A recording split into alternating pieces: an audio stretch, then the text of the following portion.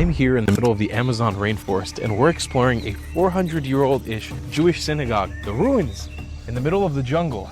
This is Marina, and you are a Suriname Jew. Yes. Can you tell me a little bit about where we are? We are at Jodensavannah. Jodensavannah established in the 1654, and my family came over, and here were living a lot of English Jews, Jews from Italy, from the Netherlands, from Portugal, all Sephardic Jews. So how many Jews actually lived in Jodensavannah? Around 570 people. Wow, it's a lot of people. Yes. And how many years did this community exist for? From 1654 till 1825. Do Jews still come here today to pray? Sometimes Chabad people come here and they pray, tourists, but not very often. Luckily for us, we're Chabad affiliated, so it's time to pray. So in Judaism, we have an ancient tradition. Whenever there are ancient holy sites or ancient graves, it's actually a bit of a mitzvah, a good deed to pray over them. I'm going to wrap my tefillin here in this site, which used to be the site of the Aron HaKodesh, the holy closet of this temple. Shema Yisrael. Shema Yisrael. Adonai Eloheinu. Adonai Eloheinu. Adonai Echad. The amazing thing about this community is that as they were thrown out of Europe, they came here. The Jews had to stay because they had no land to go back to in Europe. So while an economic boom was happening back in Europe where they came from, they were here facing jaguars and pumas and ocelots in the jungle, venomous snakes, anacondas. They were living amongst the elements of the jungle, surviving as Jews. Just as a further testament of how wild we're in right now here near the Amazon, you had a giant tarantula right there.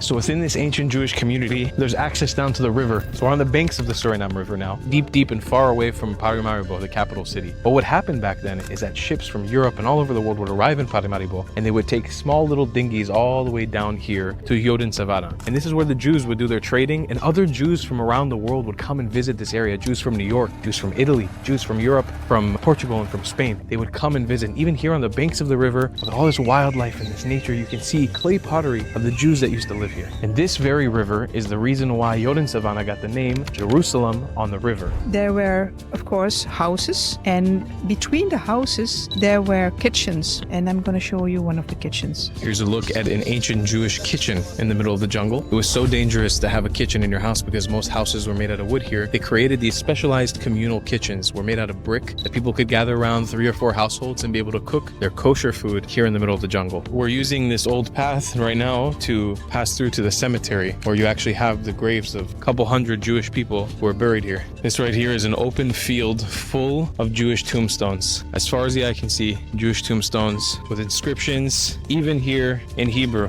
See it right here. So Marina has a trick on how to read a tombstone that can't be read anymore. This one is completely unreadable. You can't see anything here. We can't find the name.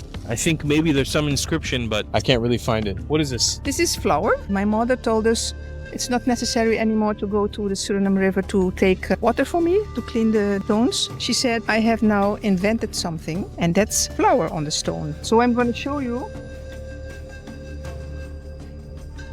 how you can read very fast who is laying here. Oh, I can kind of already see the letters of it. Wow, look So at that. So it's customary in the Jewish world, it's been like this for a very long time, to take stones, small pebbles, and place them on the graves. And as you can see, it's still happening even today. But here they have set up a little bowl of stones they can go and place. So to honor the Jews of the past here, well, let's make an effort here to go down to the ones that don't get touched with rocks so often. As you can see, look how beautiful here on the right and on the left. You have people even today, 500 years later, coming to place pebbles on these graves.